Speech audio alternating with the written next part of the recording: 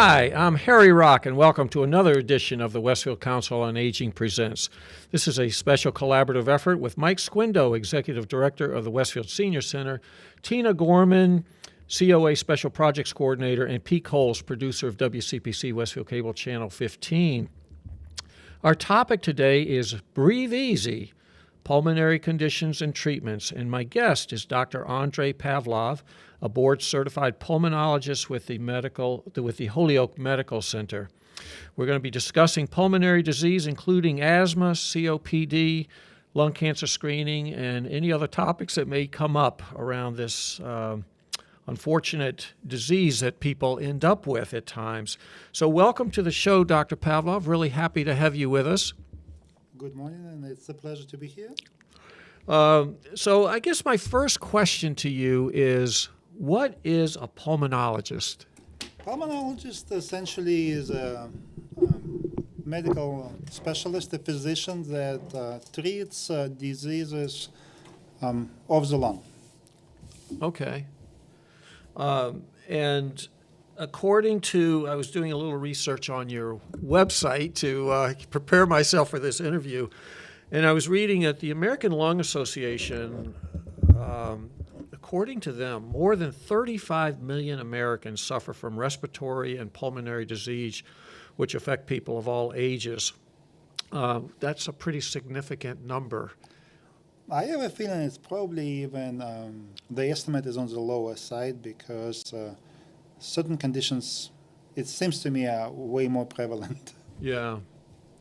It probably is more prevalent from everything I hear as well.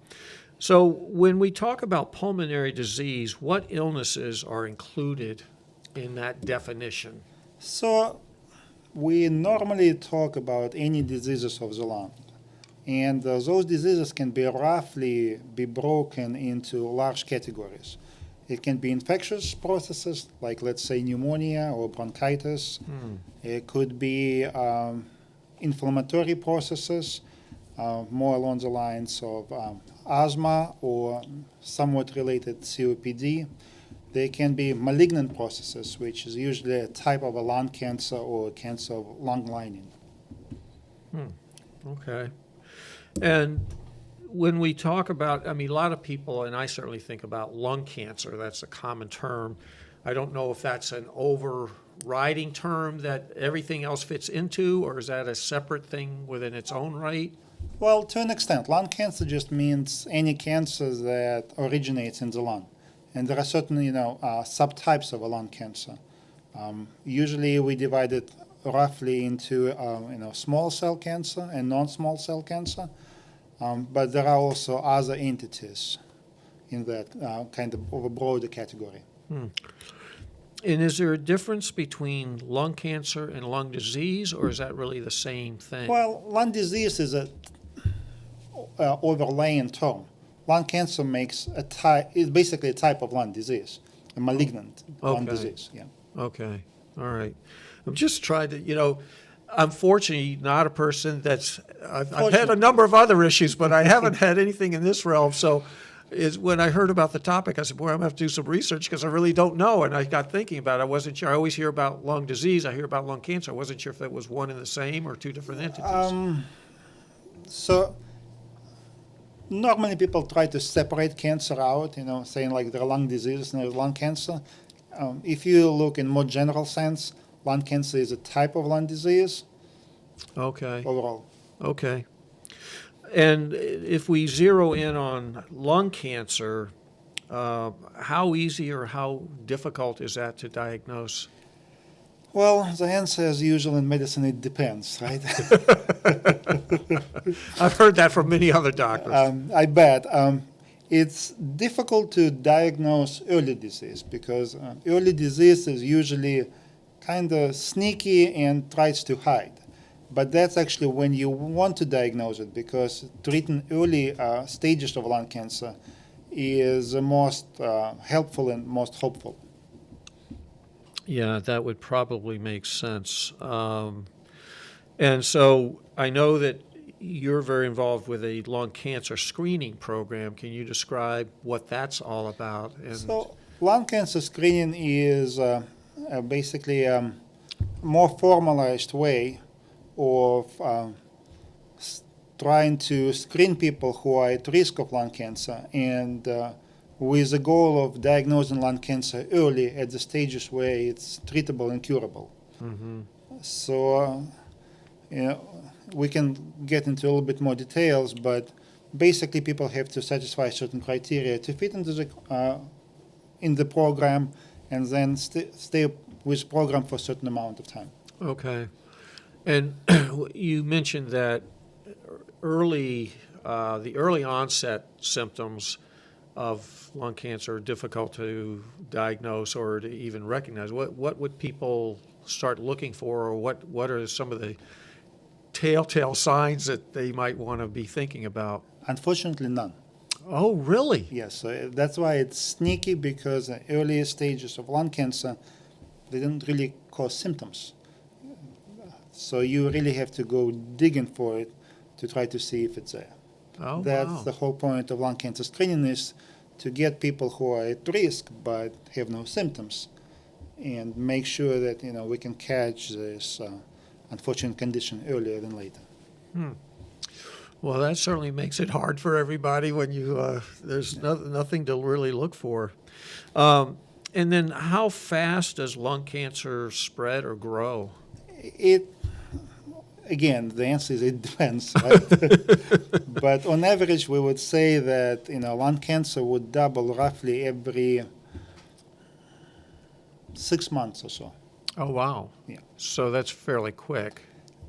To an extent, because if you think of a lung cancer starting as a small collection of tissue, let's say I don't know, something like, let's say, a quarter inch, and a quarter inch cancer is pretty difficult to find, and it will take 6 months for it to double, but it doesn't mean it will double in geometric size.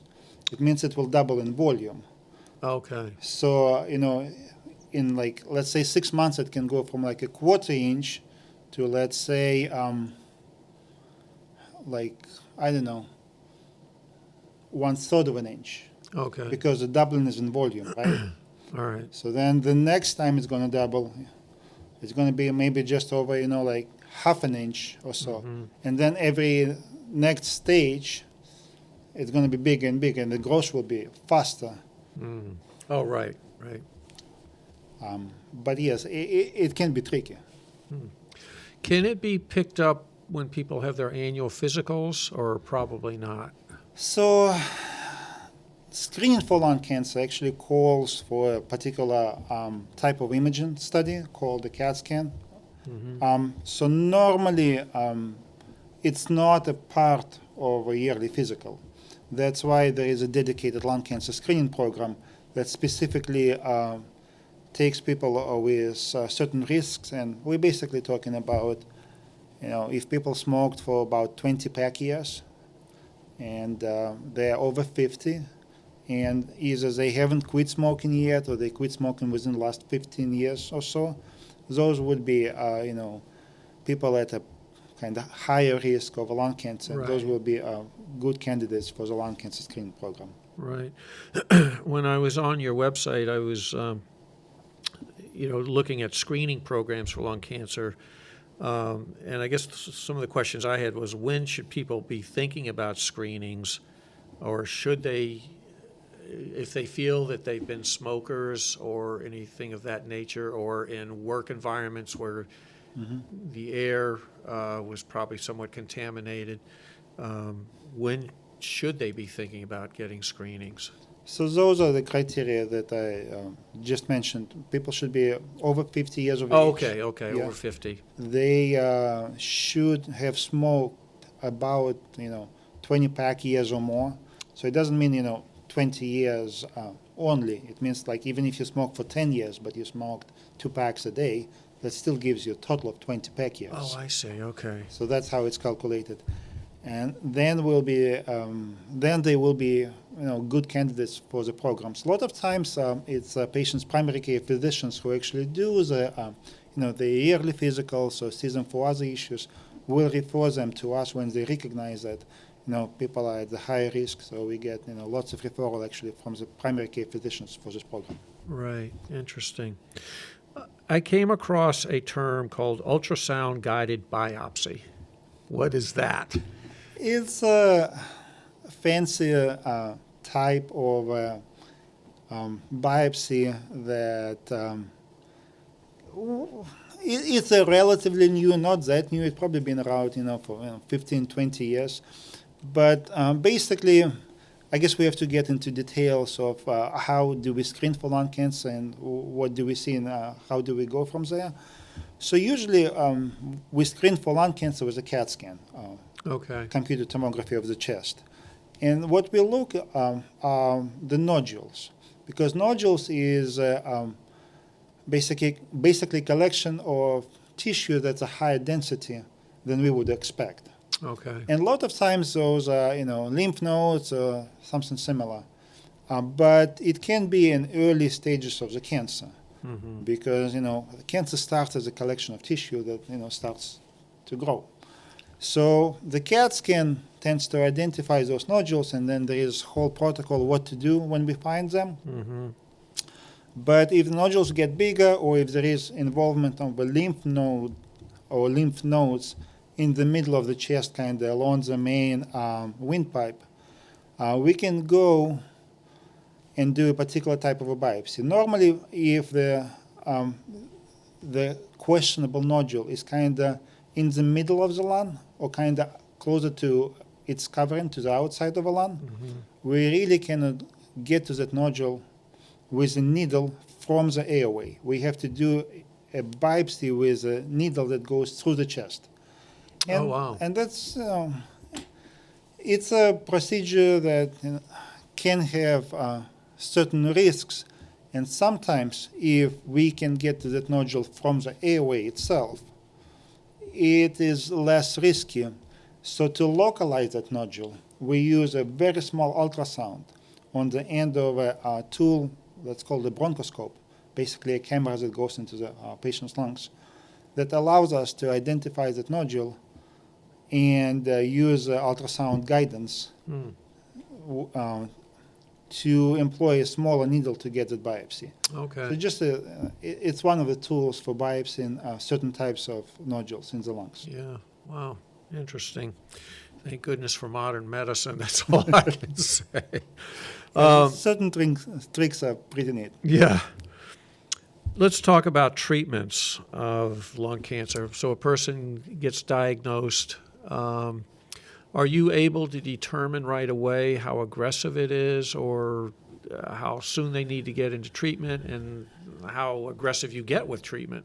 So it's interesting because medicine is very kind of specialized and compartmentalized, that a lot of times we would diagnose lung cancer, but we would hand off treatment it to our colleagues, our surgical colleagues like chest surgeons, if we think it can be taken out. Okay. Or sometimes to our oncology colleagues, if it's kind of later stage of the disease, or sometimes before the surgeon would do a operation, the oncology treatment is indicated.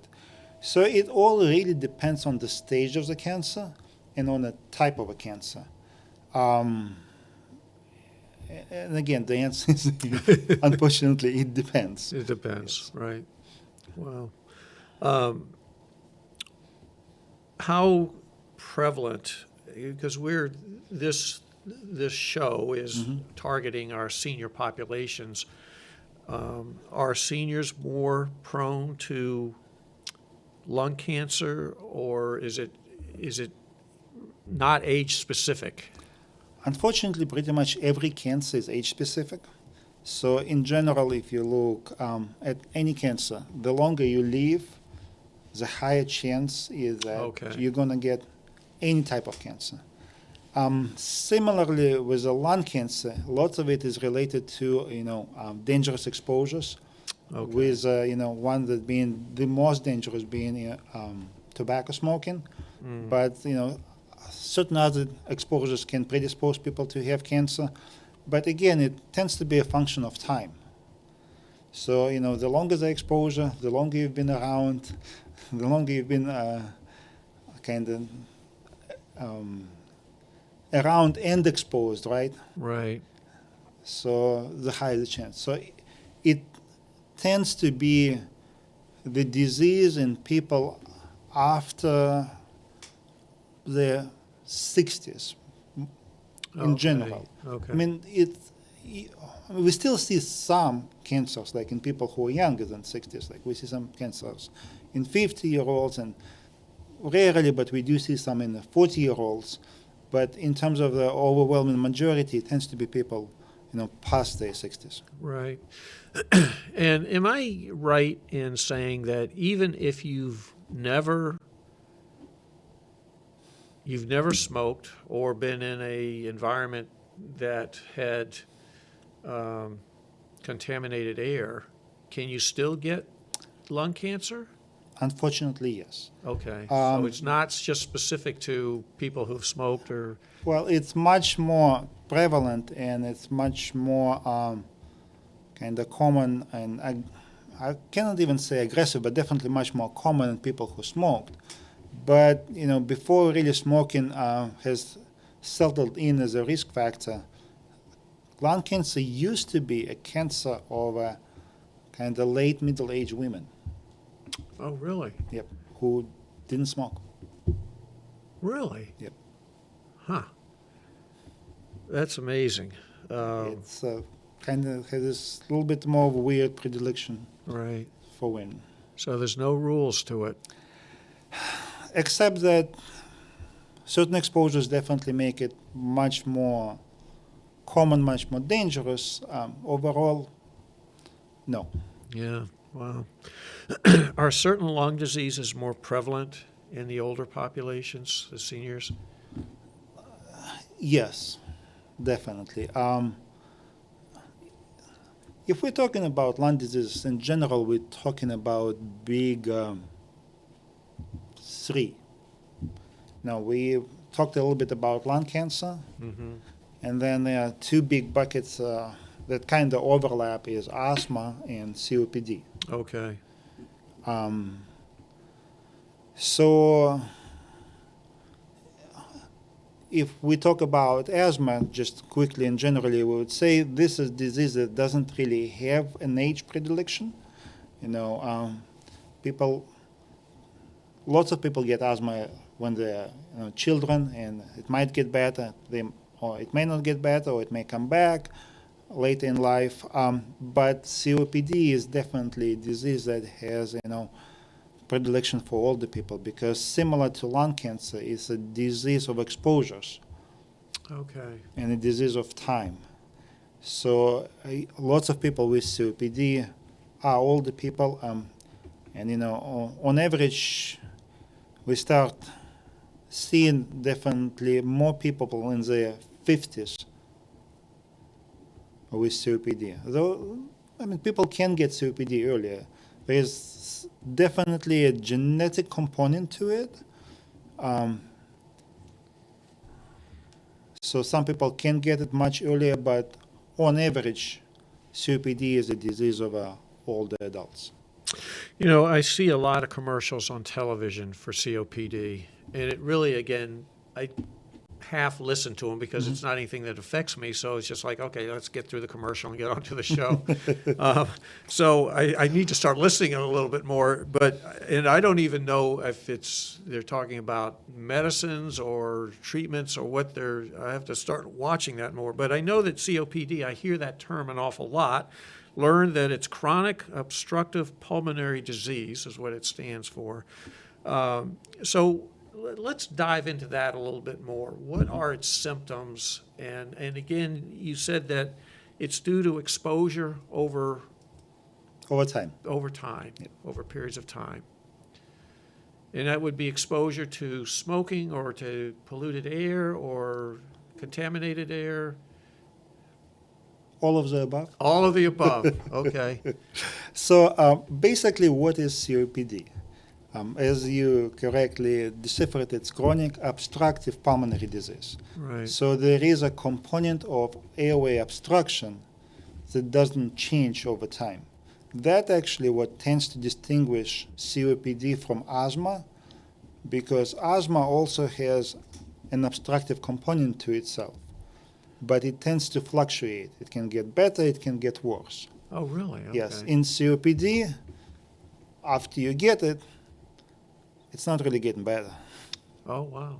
So overall, we can think of COPD as also mostly related to tobacco smoking, but not just to it, because overall, what is COPD? It's a damage done to the lung tissue, but what we inhaled. Okay. And lots of things actually can damage lung tissue. In particular, fine particulate matter, which you can think of smoke as, very fine particulate matter, ash. Okay. Right? So tobacco smoke is particularly good at doing it, at damaging the lung. But it doesn't have to be tobacco smoke, If you're smoking other things, including marijuana, it can also lead to COPD. Maybe not as fast as it does with smoking.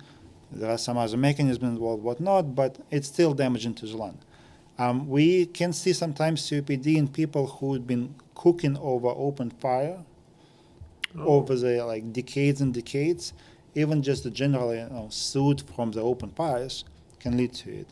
Oh, wow. Sometimes we see it in people who did certain jobs that have significant exposure to dusts, like sandblasting or mining or things like this, or like metal machining. Yep. So anything that can damage the lung and lead to destruction of lung tissue over a period of time can lead to COPD. Sometimes I grossly describe it to my patients as whatever the dust that you keep inhaling will damage the tissue. And that lung tissue has basically two jobs. The job of a lung tissue number one is to get oxygen from air into the blood. That's basically the lung number one job. And second, lung tissue is actually attached to the airways. Airways like tubes in the lungs and the lung tissue attached to it. And because it's kind of elastic, it kind of props the airway open. So when you inhale stuff, you destroy some of that lung tissue. So the airways are no longer propped open. And because airway has a muscle in its wall, kind of circumferential muscle, it no longer basically is counteracted by the effect of the tissue. So it tries to constrict the airway and obstruct the airflow. So this chronic obstruction to airflow basically is a hallmark of a COPD, which happens more so when you exhale, because when you inhale, you fill up the balloon, right? You fill it up with air, so the airways don't constrict as much. But when you exhale, you empty the balloon, empty the lungs out, so airway tends to collapse. And sometimes it can collapse so much that people have difficulty exhaling. So then the next breath that they're going to take, they're not taking on an empty lung anymore. They take on a partially filled lung. Oh, really? Okay. Yes. So now they're inhaling on not completely emptied lungs. So they do it a few times and they basically hyperinflate themselves. Okay. And they feel like they can take a good breath. They feel out of breath. And a lot of people instinctively compensate for that by doing what's called the pursed-lip breathing. So they normally inhale and they exhale through the pursed lips to kind of deflate themselves. Oh, interesting. So that basically brings us to a hallmark of the symptoms for COPD. It's feeling like you're short of breath, feeling like you can't really take a good breath, or if you're taking a good breath, like you don't have enough air.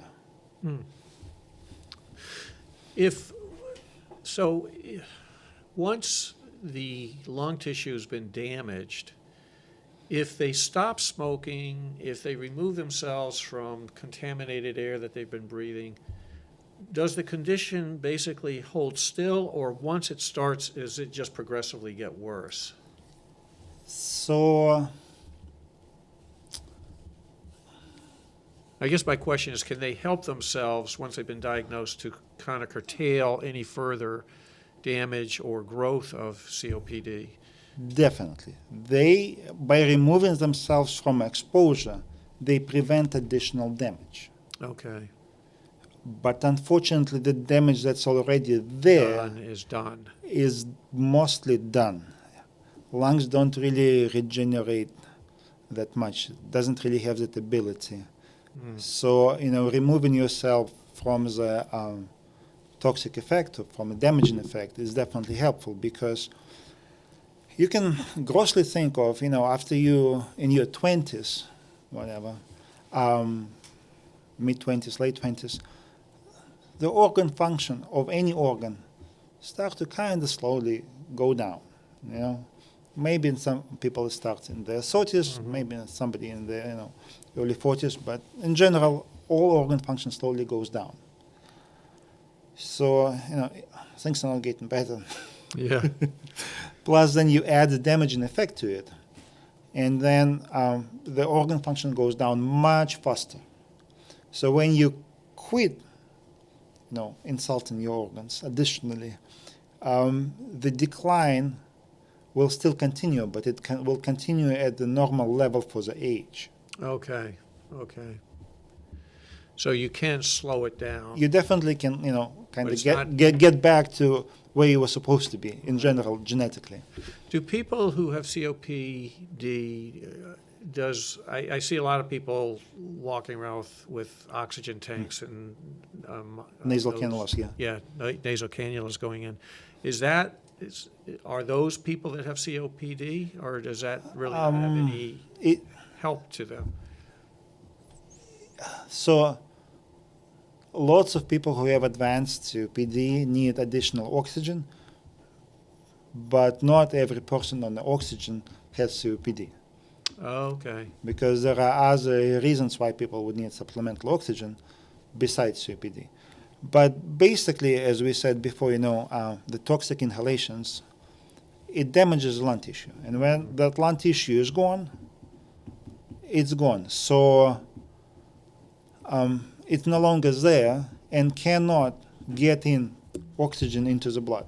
So after a certain time, you reach a critical point where whatever remaining lung tissue is left can no longer intake enough oxygen at normal concentrations of oxygen in the ambient air for us to sustain our biochemical activity. So then those people would need additional concentration of oxygen in lungs so that whatever the remaining tissue is left can pick up more oxygen. And those are the people that end up on oxygen therapy. And COPD being, it's difficult for me to estimate, but I would say probably over half of the people who need supplemental oxygen probably need it because of a COPD. Interesting. Well, I was reading that there's 4 stages of COPD. So there are multiple ways to, cut that pie. Sometimes people go by the gold stage, and sometimes people go by the severity. I prefer the little bit dated, but to me it's more meaningful system of dividing COPD based on the results of the lung function testing into mild, moderate, and severe. Okay. Or very severe. So, technically it's still 4 stages, yes. Okay. Interesting. Wow. And then treatments, it doesn't sound like there's really any treatment because it's not going to get better. Well, remember we talked about the muscle, right? Okay. That overpowers the tissue's ability to resist it, and it kind of constricts and obstructs the airways.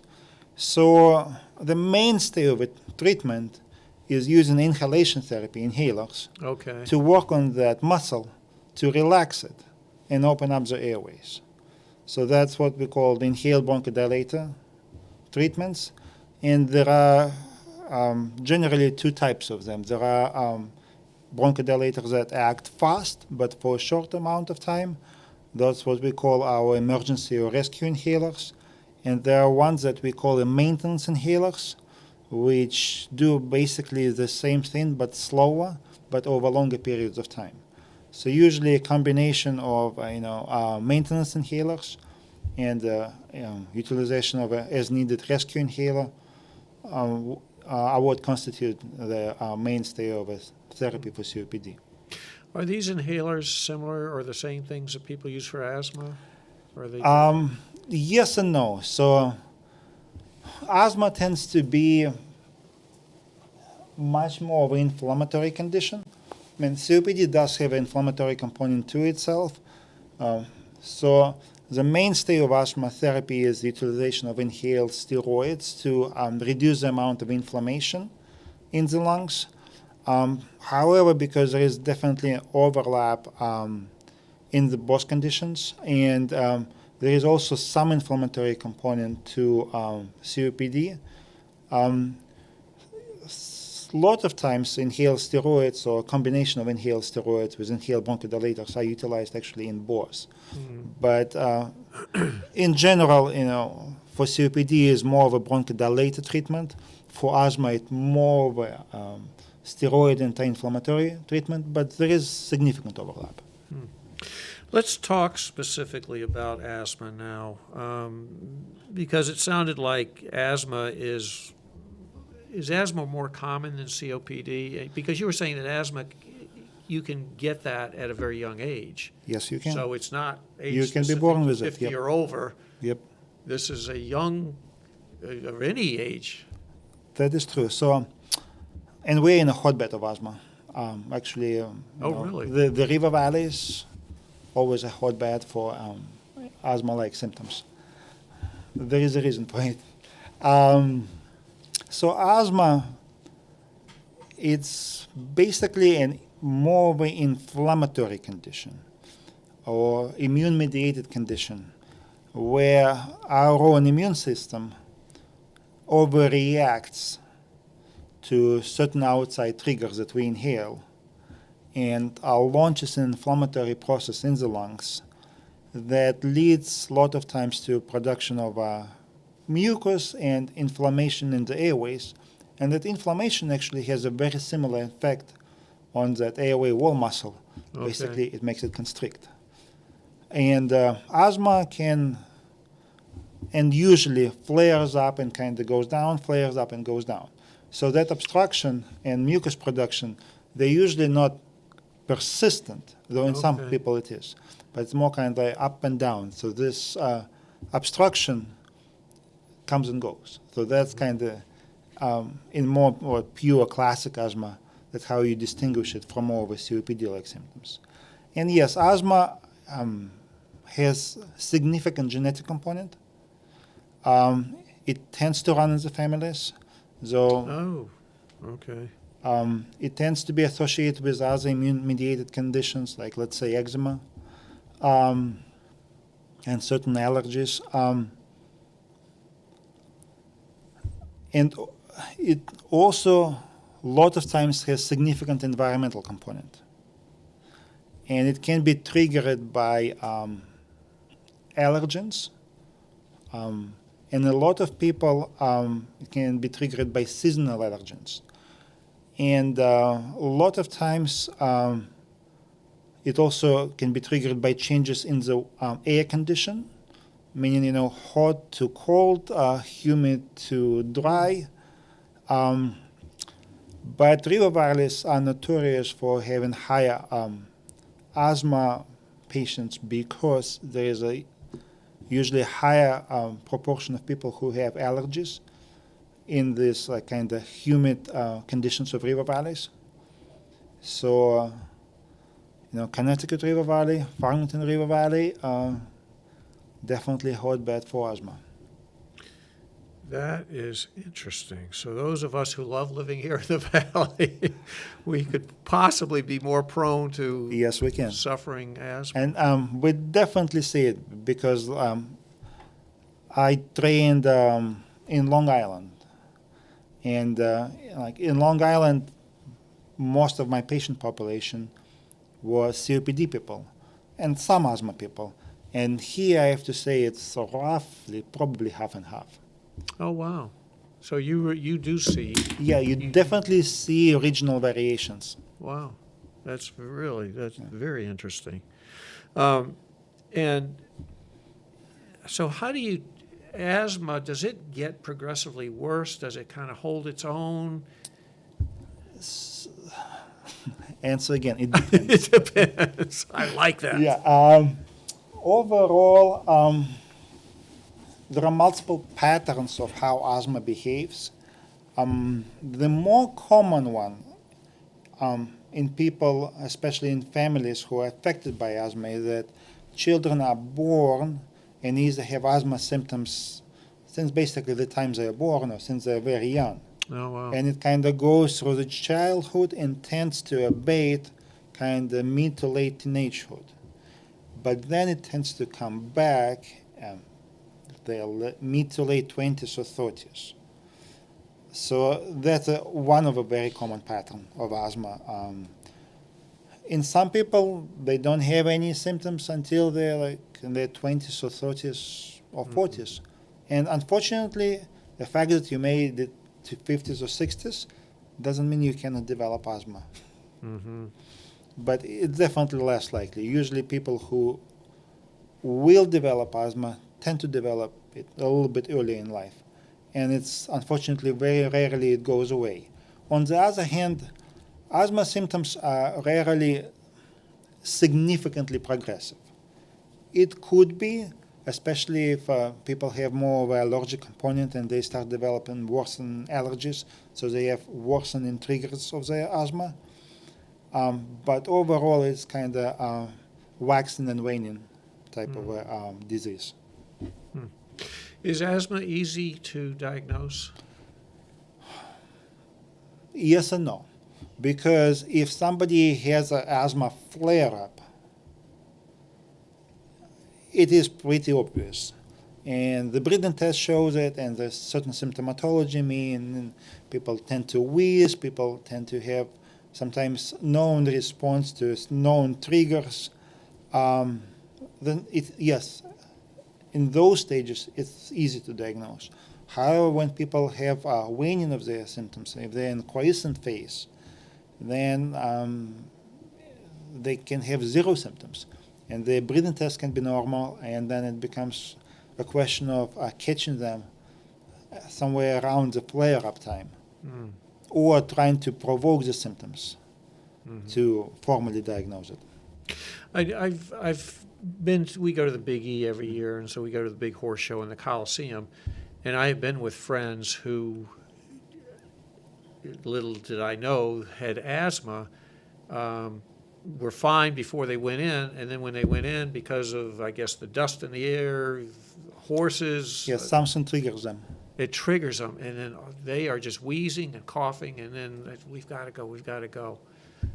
What is it that's happening there? Is it so? Most likely they have either allergy triggered asthma, so some particular allergen triggers the symptoms, right? Or sometimes drying of the airways, if there is a change in the air quality between inside, outside, or sometimes the weather changes. Somebody is just fine when the air is dry, suddenly it starts raining and it's humid, and people forget it. I need to have my inhaler. I need to go get my treatment. It's unfortunately it's very individualized. Yeah, I'm figuring that out. But people are able to really carry on their everyday lives living with asthma. In general, yes. There are some people who have significant debilitating symptoms who need hospitalizations, who sometimes end up on breathing machines for acute flare-ups. Okay. But there are lots of newer medications that came out over the last 10, 15 years that significantly improved the treatment and the quality of life for people with certain asthma types. Because grossly you can divide asthma into by what mechanism it's triggered on a molecular level, and it's, I think, a little bit farther than we want to dive in today, but you can say, oh, this is allergy-triggered asthma, this is more neutrophil-triggered asthma, this is more eosinophil-triggered asthma. But, by grossly figuring out what triggers it, there are certain medications that came out as the injectable therapy over the last 10, 15 years, and I'm talking about medications like, Xolair, Dupixent, or, Tezspire, or Nucala, or things like this, that they're not inhaled, they are given as an injection every so often, depending on the medication, from every 2 to every 8 weeks, that significantly improve the symptoms and the quality of life for people with asthma. And I'm also, we see a lot of commercials on television promoting these different medicines. Get this for COPD, get this for asthma. I'm assuming, and I could be wrong on this, that people really shouldn't just go to the pharmacy and pick these things up and start self-medicating, that they really want to be under the care of a doctor who prescribes and it says, this is what's happening, this is when you need to take it, these are the amounts you need to take. Yes, so that is true. In the United States, we have a system where the drugs are divided on over-the-counter drugs, where you can go and get stuff, and prescription drugs. So all of these things are prescription-based. So fortunately or unfortunately, you'll have to see a provider, a physician, nurse practitioner who would be able to figure out which one of them you need at what doses and go from there. Right. But certainly our recommendation to people who are living with any kind of symptoms, go see your doctor. Yeah, and talk to your primary care. A lot of times they're able to handle most of these things. When they feel like they need additional help, they will send you to a pulmonologist. Right. And then we can weigh in. Fantastic. Let's talk about emphysema for a moment. What are the symptoms and how is that treated? I hope you wouldn't get to this one. It's interesting because people think that emphysema is a separate clinical entity. It's not. Emphysema is actually, it's an imaging finding. Okay. And it's specifically imaging finding on a CAT scan. You cannot diagnose somebody with emphysema by looking at a person. You cannot diagnose somebody with emphysema by looking at the X-ray. Emphysema is a finding on a CAT scan of the lung. And that's basically the absence of the lung tissue where it should be. So when lung tissue gets damaged and basically gets destroyed or dies off, basically there are holes in the lungs of a different size. Smaller when there is less emphysema, larger when there is more emphysema. But when we do a CAT scan and look at the lung tissue, we see holes where we would expect to see lung tissue. Oh, wow. And that's what emphysema is. Emphysema is actually a term that describes what we see on a CAT scan. Wow. And it can be, most of the time, it's a sign of COPD. It's when the lung tissue, Oh, is that right? yes, was destroyed, usually by inhalation and exposure. Sometimes it can be a sign of other processes, more genetically related, like alpha-1 antitrypsin deficiency, whatnot, but those are a little bit more obscure things. But yes, emphysema is not really a separate entity. It's a radiologic description of what's happening with the lung. So the symptoms and signs are basically the same as symptoms and signs of COPD. Mm-hmm. Yeah, interesting. I was also reading about obstructive sleep apnea. Is that considered a pulmonary disease? Because you treat it, but I wasn't sure. I didn't think of that as a pulmonary disease. Technically, you're absolutely correct.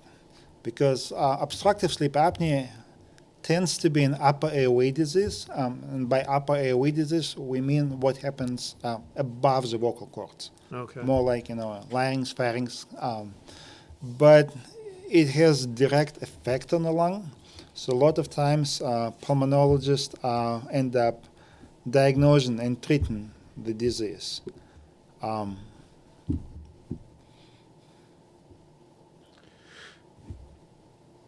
Smoking, that's the big cause of most of our pulmonary issues, I would think. Yes. definitely. Right. Uh, and, in my generation, I grew up when I was in high school and college, everybody smoked. It was the cool thing to do. It was totally acceptable in all kinds of circles. People could smoke in restaurants. They could smoke on the airplane. So we were surrounded. Now, I never smoked myself, but I was surrounded by friends who did smoke. So I always had secondhand smoke in my life. How dangerous was that at that time, and will that potentially have any lasting impact on me as I continue? I don't show any signs of lung issues, but I'm thinking globally with people who've been grown up in our age range now. Secondhand smoke, how big an issue is that? It's difficult to assess it properly, to tell you the truth, because we know for sure that the secondhand smoke is about as dangerous as when you smoke yourself. Oh, really? If you're exposed to the same concentration of it.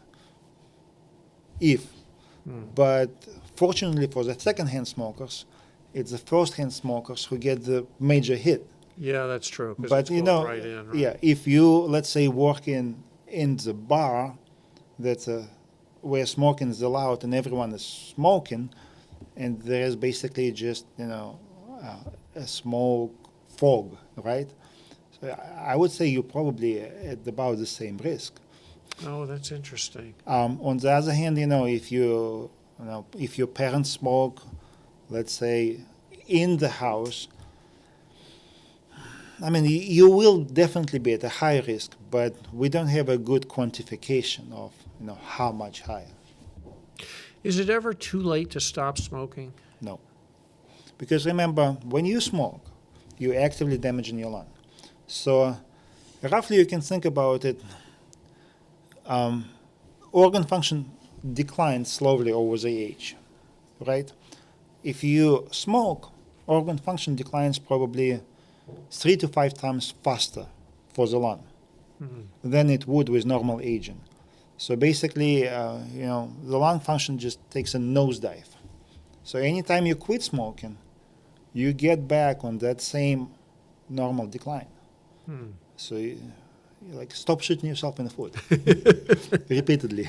No, that's very true. What I watch with the current generation, the younger generation, vaping, e-cigarettes, how dangerous are those? I think the verdict is still not out, but remember what I said, that what damages the lung is fine particulate matter. Cigarette smoke is particularly good at doing it, but we know that other fine particulate matter damages the lung. So, what's vaping? Yeah. Fine particulate matter. Yeah. So I think the verdict is probably going to be out in the next 10 to 20 years. We know that, we saw it early, probably roughly about 5 years ago. There was a certain diluent that was used in vaping that caused other issues, that caused more like scarring of the lung. That's a little bit different. And I think it was, pulled off the market and whatnot. But at the same time, we're too early in the vaping age to know exactly what the consequences are going to be. Yeah. And it doesn't sound to me like they're going to be too great. Yeah, I wouldn't think so. I wouldn't think so. But unfortunately, it's, again, that's this generation's personification of cool and what's acceptable to them. Because when you're that age, you're never going to get sick or ill or anything. You're impervious to that. So people who are living with COPD, they're living with asthma, lung disease, how much does that, and I know you're going to say it depends. It's general answer for Yeah, I know. anything That's you ask, right? right? See, I'd make a good doctor now. It depends. But how much does that affect people's ability to carry on their routine life? And I'm guessing that also has to do with how advanced it is. But That's to correct. play with their grandchildren, to go grocery shopping, to rake leaves in the yard or mow the grass or whatever it is that they like doing, how much are they now Well, limited? as you correctly surmised, it depends. It depends on the severity of the disease. And with COPD, because the disease tends to be progressive, that quality of life kind of slowly deteriorates, even with better treatments. And sometimes people end up on oxygen, and for lots of people, it's a huge social kind of scarecrow to end up on oxygen. So a lot of times people actually avoid seeking care because they kind of know themselves they need it, but they're scared of a social stigma. So it can be a significant impact on what's going on. With asthma, people, again, because the disease is so heterogeneous and it has lots of waxing and waning component, when it's at peak, it may be horrible. Well, at the same time, when it's quiescent, you won't notice it. Yeah, interesting. How important is daily exercise in people's lives as far as combating this or maintaining their lifestyle if they have been diagnosed with it?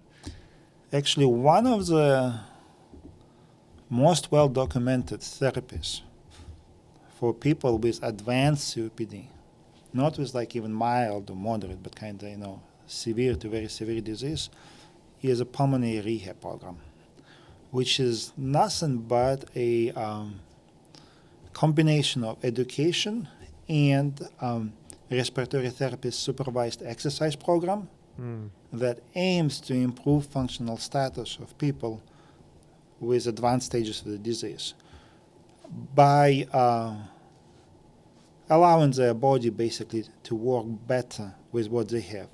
And pretty much every patient that goes through pulmonary rehab program swears by it and says, I can definitely do more. I feel like I'm much better. And there are maintenance classes to it. Lots of people maintain just at their homes. So that in itself shows that maintaining a level of physical activity as much as you can is extremely helpful. Okay. And are there programs that are specific to pulmonary disease as far as exercises go, or can they just go into a general exercise program as So, or Fitness First? Overall, yes, general exercise programs are helpful. The programs are specifically tailored to the limitations that people have with the pulmonary diseases. Those are called pulmonary rehabilitation programs. There are a few in the areas. There's definitely one at Holyoke Medical Center. I think there is one at Noble Hospital. I think there is one at Bay State Hospital. They're extremely helpful for those people. Wow. So I think the word is, take care of yourself. And I don't think anybody else would. That is very, very true. Where can people get more information on pulmonary disease and illnesses that they should be, if they're so inclined to do so?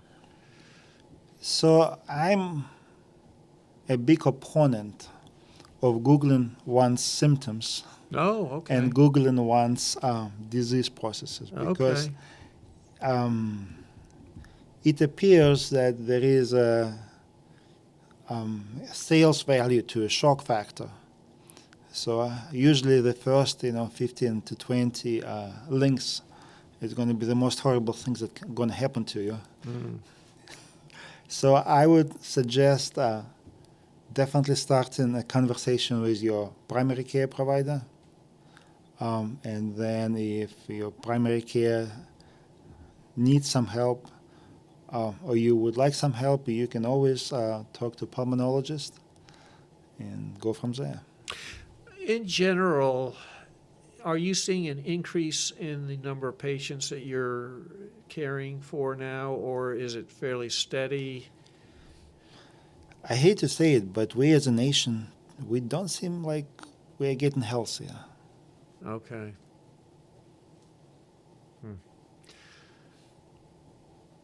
And with that advice, what I would say to people is, if there's one thing I have learned here today, it's the importance of taking care of yourself.